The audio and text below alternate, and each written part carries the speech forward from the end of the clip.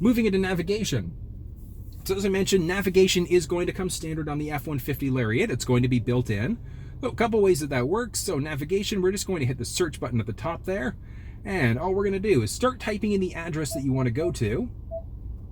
Now, one of the things I recommend is pause every now and again because it will autocomplete and come up with the address for you. Just going to press the address there. Perfect. Now, we can save it as a favorite by pressing the star icon, or we can hit start in order to navigate to that destination point. Obey traffic laws. Be alert and use voice commands while driving.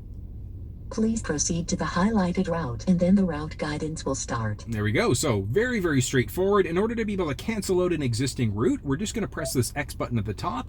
Cancel route, yes. And there we go. Moving our controls back up, we can now jump into our menu, which is going to give us a ton of options. So we've got basic navigation settings. So we've got our screen view traffic list, our navigation settings. Gives us a few different options. So map preferences. Do we want it to be 3D the way that it looks right now? Do we want our point of interest icon showing? So that would be things like gas stations or coffee shops, etc. Do you want those showing up in the maps? Yes or no? When it comes to route preferences, it's what route do you prefer? Do you prefer the fastest, the shortest, the most eco-friendly route? Moving down, what don't you like when you're driving? Do you not like freeways? Do you want to avoid toll roads like the 407 and other roads?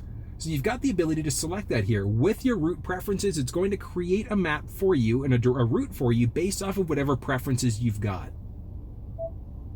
Lastly, navigation preferences are going to be our prompts. So as we come up to an upcoming turn, what happens?